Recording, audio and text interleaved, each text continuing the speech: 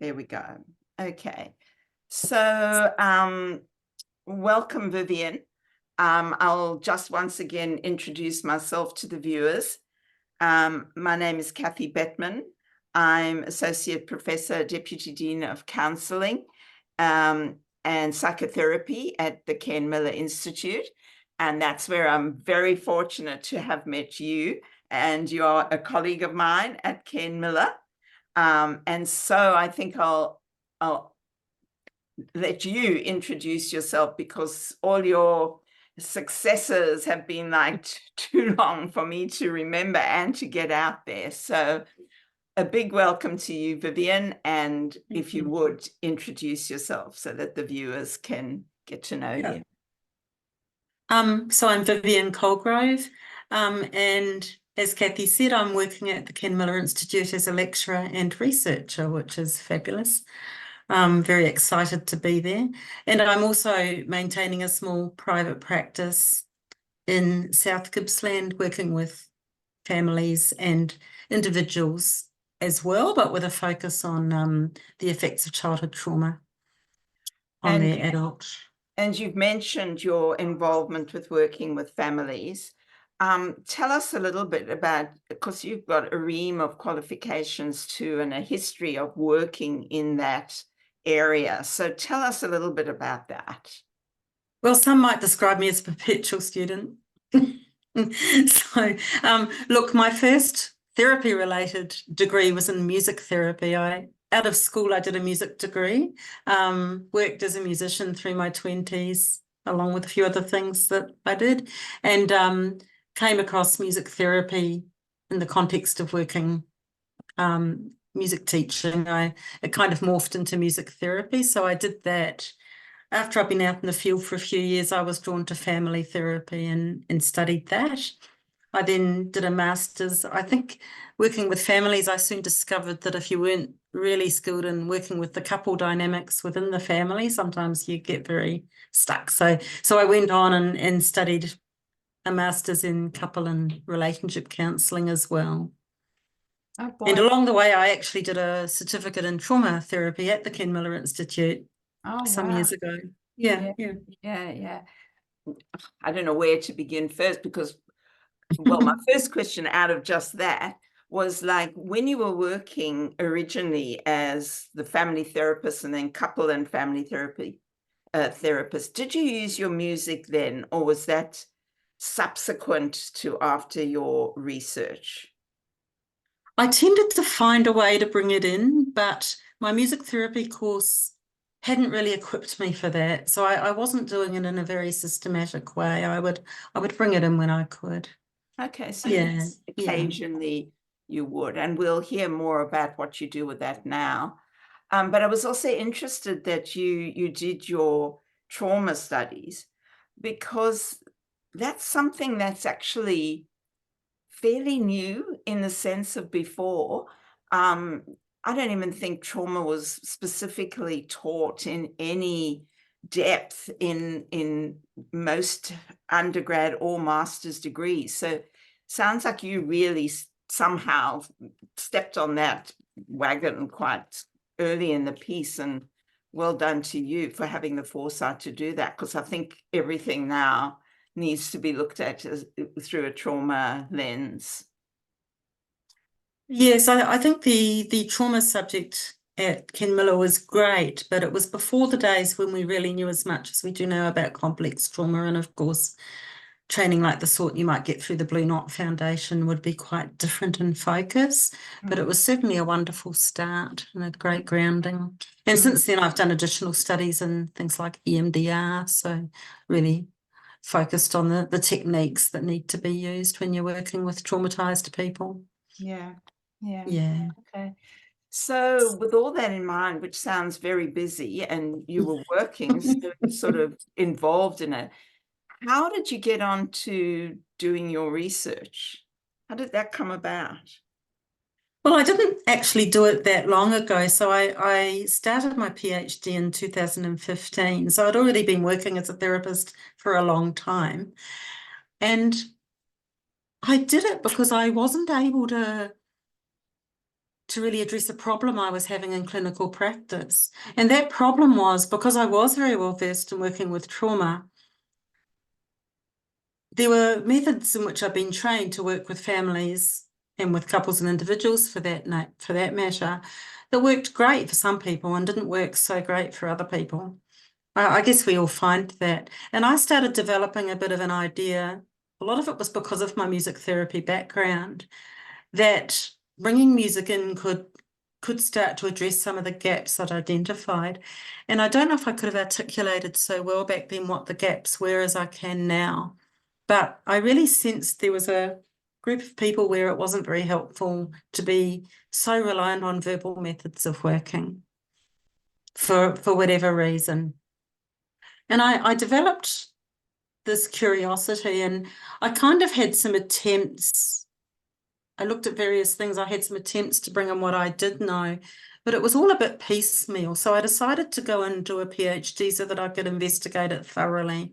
I'm someone who likes to be very thorough and systematic in how I investigate things. So the PhD gave me a structure to do that. So really immersing myself in a literature review, finding out what other people have to say about what's known, what's not known, where are the gaps, and finding out that I really was on the right track, and also finding out that no one had really done much about it.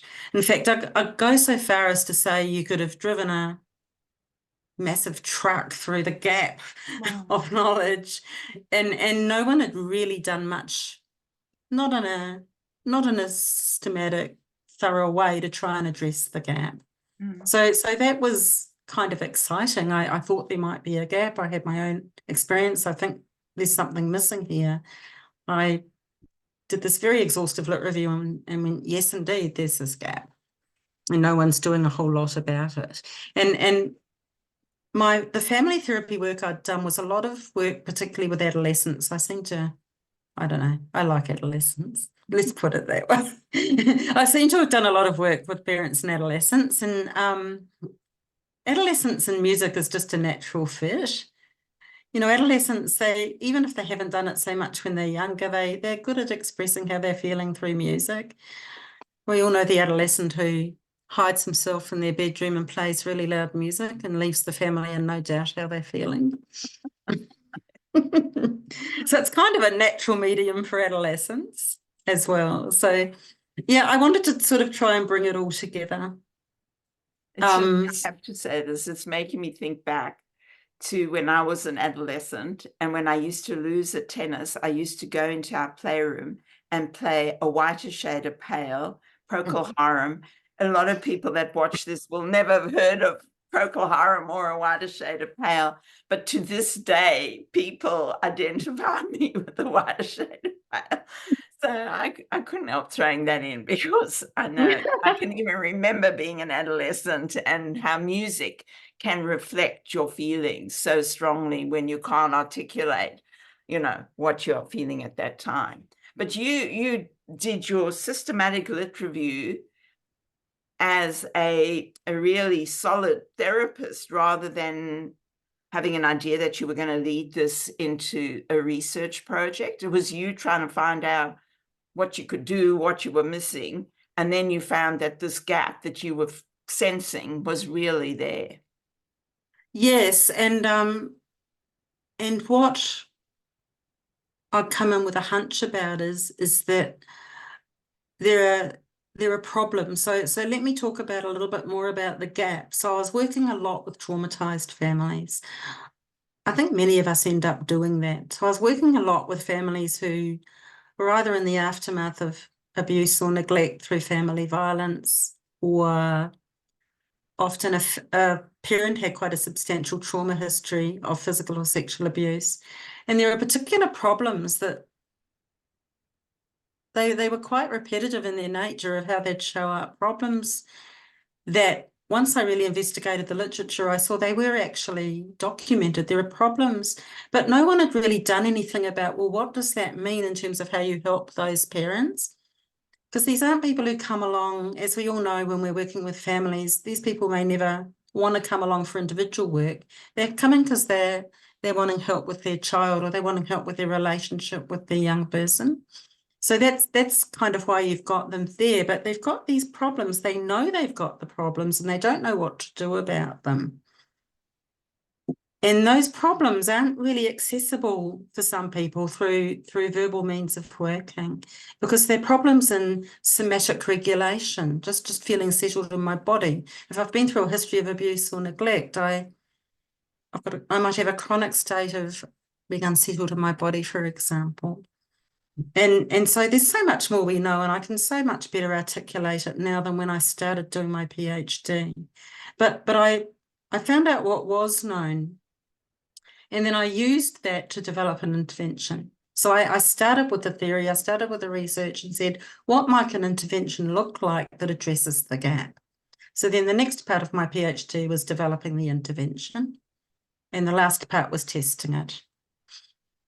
Okay, so the PhD, was that focused upon the testing of your theory or this model that you had come up with? And Yeah. how did you do that? Like, what was the methodology?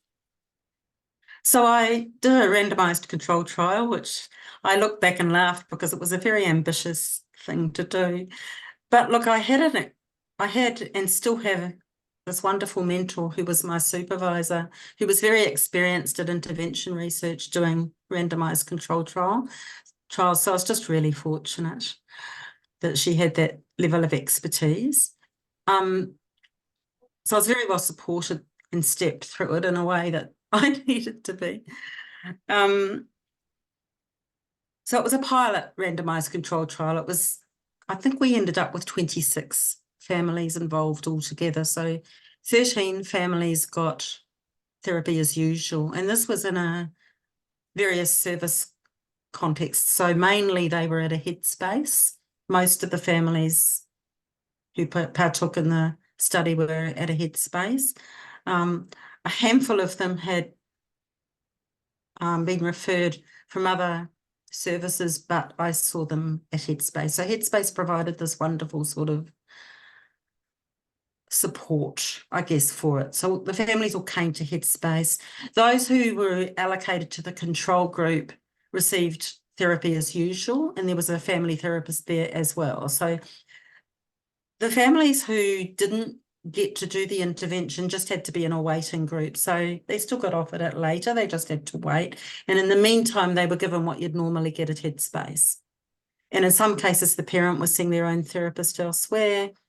The young person was seeing someone at Headspace. Sometimes they were seeing a psychiatrist as well. And some of them were seeing a family therapist.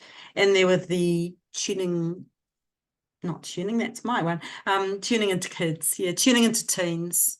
Some of them were attending that program because they rolled out at Headspaces as well. So the families who couldn't get my intervention straight away got all of that. And the families who received my intervention received all of that, plus tuning relationships with music. Wow. So that was the comparison. So 13 got it, 13 had to wait. Okay. That's a pretty solid number for a pilot study. I can see what you mean about saying it was, a pretty hopeful sort of thing to be doing. And then what happened then? So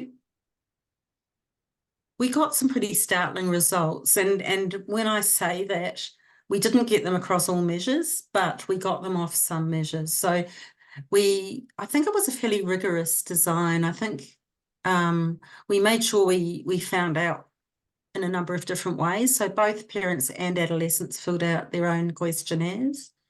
And then we also, when I say we, my supervisor helped me with this, developed a measure, an observational measure, especially for the study. And the reason we did that and didn't reach for something that had already been developed is there was literally nothing out there that looks at how parents and adolescents might represent their conflict non-verbally. So we developed this little test where you just ask parents and adolescents to show you how they have an argument on musical instruments. So instruments that require absolutely no skill or musicianship or anything to play. instruments, it's simply a vehicle to express yourself. You take the words out and everything else is there. Did so you had a collection of kind of smallish musical instruments, and then they got to choose which one they wanted to use, and then depending on their mood, they would either hammer away at it or play more gently or something like that. Yeah, so I would ask the parent and the young person to choose an instrument that you think sounds like you do when you're in a fight together.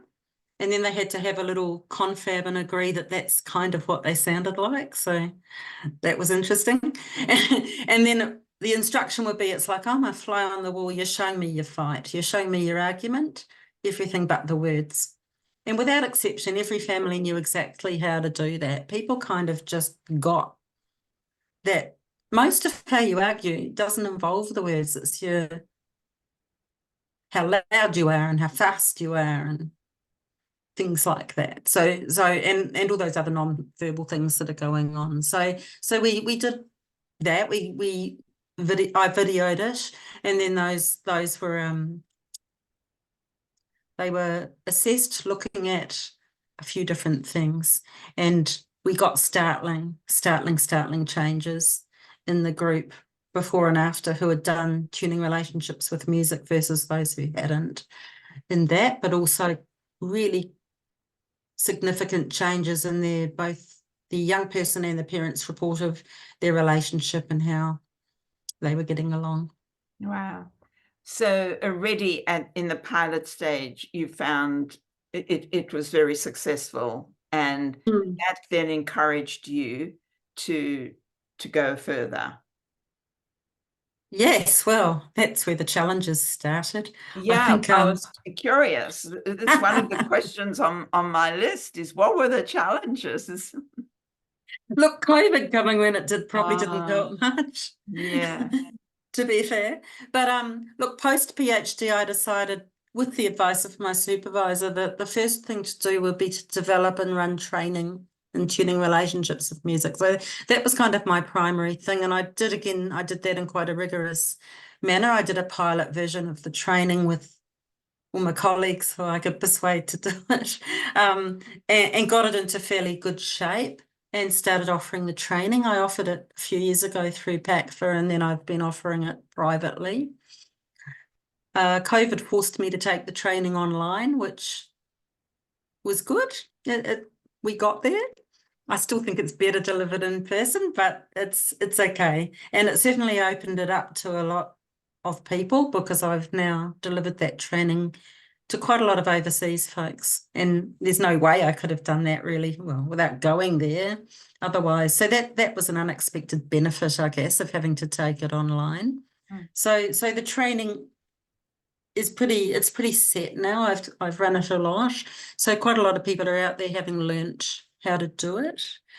And I think adapting it in various ways into their practice. Okay. But going back a little bit, because that's post PhD. When you had your pilot program, pilot study. Yeah. Did you then put together an ethics application, or had that already been done? How did that all come about? Oh, yes. Well, of course. I mean, the ethics had to go through before I could do anything. So somewhere between the lit review and the development of the intervention, and then the putting the ethics in. Yeah. I think that was all pretty much done in the first 12 months. Wow. It all happened quite quickly. Yeah. Can you just specifically state what your title was? The title of the ethics of your study. Oh gosh. Have I thrown you in there? I don't know. I love it, because I would be exactly the same. But I just wondered, just to be very clear, you developed this model. I just wondered if you could encapsulate it in a sentence about what the study was about. Yes, so what the intervention's about, or what the study was about? First, your PhD wasn't just the intervention, was it? Or did that come as a result? You said it was about you had this idea for an intervention, and so you were going to seniors moment, check it out and see whether you really had something there. Is that right? Well, I did the literature review. I then developed the intervention. So that stage was, I developed a manualised 8-session intervention, 8 sessions, which excludes assessment, so maybe 10 sessions. Yeah. Really, but it's a manualised intervention. So to develop something in a way that it can be subjected to randomised control trial, of course, it has to be manualised and spelt out in incredible detail. So I did that, developed fidelity checklists so that anyone delivering the intervention has to cover every single item in the fidelity checklists for rigour to make sure it's very all structured. The same each time. It's very, very structured. Very structured. So that's the kind of way it had to be for a randomised control trial. So I had that. And then there's the research design, which is the randomised control trial, which, you know, I then put into ethics. I'm going to test out the intervention, which I call tuning relationships with music. It's an intervention to help parents and young people where the parents got a trauma history of abuse or neglect, and the parent and the young person are experiencing high levels of conflict in their relationship, and the aim of the intervention is to help them reduce conflict and improve their relationship. Okay. And beyond the pilot study, did you actually do any more testing out of your model, or was that the test period? So that's been the challenge. So post-COVID, because I tried to get this happening during COVID and didn't really get far, but in that time I tried to think how I could do the next step, which isn't easy.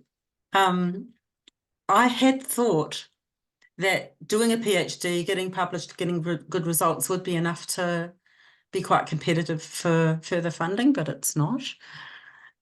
You really have to have quite a bit more under your belt before you're competitive for funding. So I had to try and do something unfunded. So I approached various organisations to see if, in partnership with the university where I did my PhD, so I've been very lucky to have that support, I could do a larger scale randomised control trial.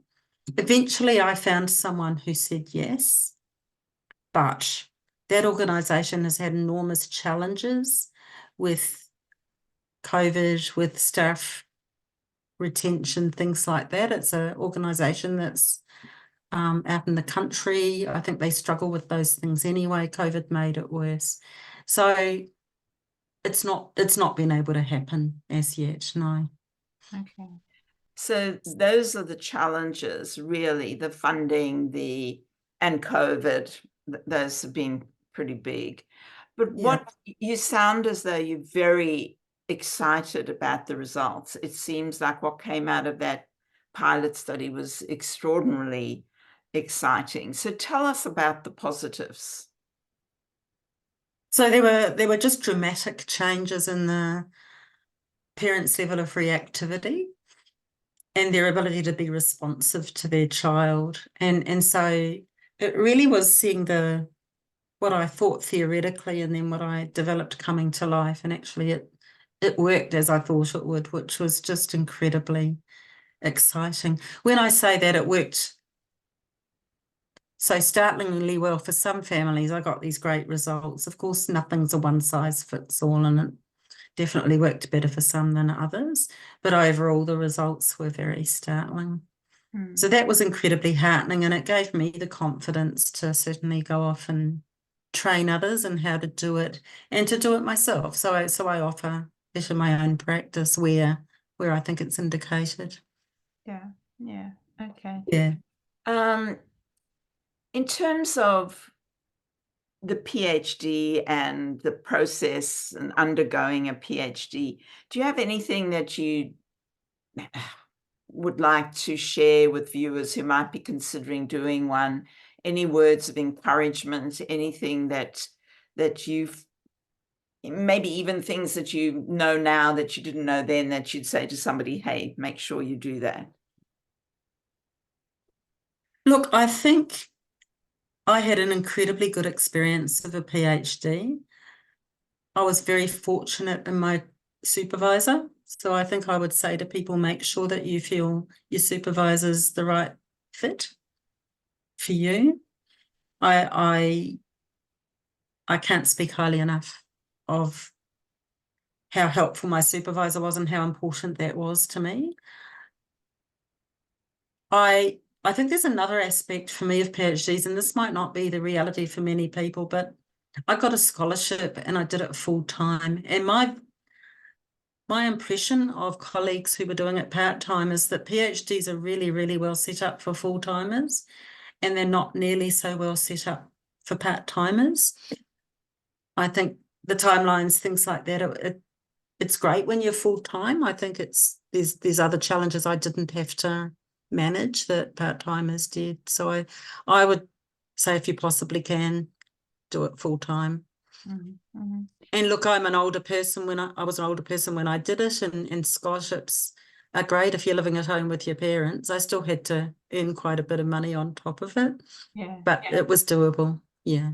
I think I found that if you couldn't have your research hat on, at least for most of the time, by the time you came back to put it back on, there was a catch-up period where you kind of sometimes lost the momentum.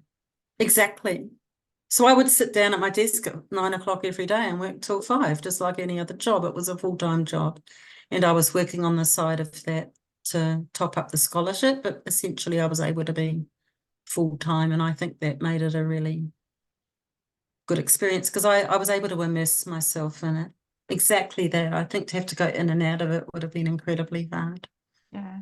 I think that is a challenge, because sometimes I don't know if families understand how much bum on seat, for a want of a better way of putting it, there actually is. And especially when you're doing the writing up, there is a lot of rewriting and frustration around supervisors seeing a different point of view, or that sort of thing. And you begin to love your data. You don't want anybody arguing with it. So from that point of view, there are a lot of challenges. But the positives, the knowing that you've got something worthwhile, and certainly the moment when you get that puffy hat, well, most unis have the puffy hat, some don't, but the moment of being up there and getting that is one that I don't think one can explain. You've got to actually feel it. Yeah. So now, where to from now? I think you have sort of spoken a little bit about what you are doing and how you're trying to encourage people to use it. And what's that like for you? Is it difficult for you to hand it over and sort of give it to somebody else? It's like your baby. Look, yeah, there's the what now, there's that, and then there's also the further research, which I am luckily going to be able to do it with Ken Miller, which is amazing. But the doing it, the training, and I offer post-training supervision, so I hear what people are doing with it, and yes, it's like it's my baby. You've got to do it this way, and like any good supervision, you actually have to let people make it their own. You can't just expect them to be a clone of you, which is painful when it's your own intervention that you've developed, and it's very tempting to say, just do it like me, and they're not going to. And of course, most of the people in fact, if not all the people I've done training for, are already very experienced counsellors and therapists and psychologists. And so they're thinking, as they're doing the training, as we all would, how to integrate it with what they already do. So it really becomes very different. So I think I've struggled with that a bit, but it's exciting as well. Yeah. And have you heard what sort of results they are having? I've heard people getting like really good results, and I think most of the learning's been, where wouldn't I reach for it? Probably more recent years, thinking about because it's not in the context of research or a clinical trial, just reaching for parts of it. And it's more about making sure that you're not making assumptions about what families can do and just reaching for something that they may not be able to manage within the intervention as well. It might be hard to explain that properly without a bit more context, but the intervention is not just structured, it's sequential. Can you say briefly what you mean by sequential? It's quite skill-based, and skills build on other skills. So if you're reaching for something halfway through, you want to make sure that the families are capable of doing the bits beforehand that you might not have used my particular method for. They might be fine. So, for example, if a parent's dealing with trauma triggers that they can't really manage in the context of being triggered by their young person, can they self-soothe? Can they build in the pause, come back, and then tune into their young person? If they can't do that, they're not going to be able to do some of the skills that are taught later in the intervention. Because it's interesting, you did this research because you had so many questions about your own practice and wanted to know how to work with it. But you've become a researcher by the sound of it. It's like you will continually find something that you'll want to know more about and continually research. Yeah. So that's really interesting. The research that you plan to do now, and you have spoken about it, but can you just repeat what the focus will be now? So I had hoped to go straight to a larger clinical trial, randomised control trial. I'd done a smaller one, and the general wisdom is you then get, if you get good results, that gives you enough momentum to justify going to a larger clinical trial. That was my hope. I now realise with the setbacks that this organisation and I encountered together, that was too big a step. So I'm taking a few steps back, and I guess this steps into the emerging field of implementation research. We know there's a much bigger picture there of the wide divide between people developing evidence-based approaches and then the reality of trying to implement those approaches in everyday real life therapy settings. There's a huge divide. So I think I'm learning as I go. I think it's been useful, but my next step is taking a few steps back from doing a larger scale randomised control trial and just discovering a few things. So what I'm hoping to do at Ken Miller, and I say hoping because we aren't through ethics yet and I shouldn't get ahead of myself, is offering training to suitable students and to clinical staff at Ken Miller. So in two separate groups, offering them training and then asking them to attend focus groups and asking them what they thought of the training. Was it sufficient to give them confidence to offer the intervention to their clients? Do they think it's suitable for clients? For clinical staff, they'll be thinking about their students. Do they think it's manageable for students? Do they think it's suitable to be offered within a student placement of a student's seeing a family who might be suitable for the intervention? Do they think they'd be able to do it? What support and resources might they need? What further training might they need to discover all these things? Okay. And then to perhaps go off and try it and just give me a bit of feedback later. Well, how did that go? Were you able to offer it? Weren't you able to offer it? If you did, how did that go?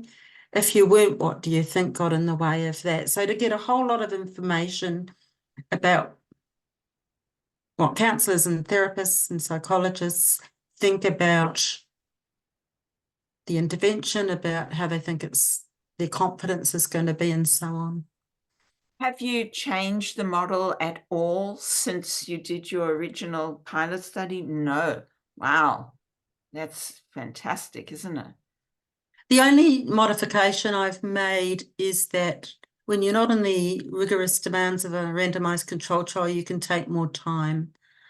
So it's a sequential intervention and you've got to go through the steps. I believe in that really strongly, but the time it takes one family might be very different from the time it takes another family. Okay, look, I think I've asked all the questions I wanted, but have I left anything out? Is there something that you feel is important that I haven't asked? I think that what I'd like to just mention is that I'm not sure if I'm a bit of an outlier as a counsellor, as a family therapist, rather than as a psychologist, in being so keen on quantitative research. I hope I haven't given the impression that I think qualitative research is somehow lesser, but I think quantitative research is really important because it depends what you want to find out. And I think when you're asking the question, does something work? We want to have some quantitative ways of measuring that. So I think my little drum to beat is I think we shouldn't be afraid of quantitative research. We shouldn't be afraid of statistics. I went into my PhD with no background whatsoever in statistics, and yet I managed it with the right support. It can be done. I think qualitative research is fantastic. I think there's been amazing qualitative research done in the counselling and psychotherapy space, and I'd like to hope that we would embrace quantitative as well. Well, I'm just thinking to myself, a wonderful study on the side of yours is actually a qualitative study speaking to these people about their experience and how helpful it has been to them and how different it was from other studies. You know, so I think your point is a really, really good one, that we mustn't throw the baby out with the bathwater, that there's room within our discipline to have both quantitative and qualitative and to marry them, and mixed method studies and all sorts of things like that. So I think that's what is so exciting about research, is to pick what fits with where you want to head with your research question. So thank you for bringing that up. I think that's really, really useful. And I do know that you certainly gave me some links where I could see little examples of your work on YouTube. Would you be happy to just be sharing some of those with the viewers? Because I think it really explains a little bit or shows what you've been talking to us about. Yeah, that would be great. Yeah. Can you just verbally run them off, and we can always put them up, but if you could even just verbally say what they are. Oh, Kathy, I'm not sure, there's a YouTube clip. Okay. Just one, very short one, showing a family's non-verbal representation of conflict. It's a very short video, that one, and then there's a link. I did a tutorial a few years ago for an organisation called Music Therapy Online. You have to pay for the full tutorial, but you can watch the introduction to the tutorial for nothing. And if they actually just search for your name, Vivienne Colegrove, would they find it, do you think? I wasn't prepared for this question. I'm not sure. I didn't even think of this question, but it was only as you talking to me that I remembered that you had sent me those videos and how useful it was to get my head around them. But we can put that up, so that's not a problem. And I'm sure that viewers would really enjoy watching the little snippets, because it just makes it clear. Yeah.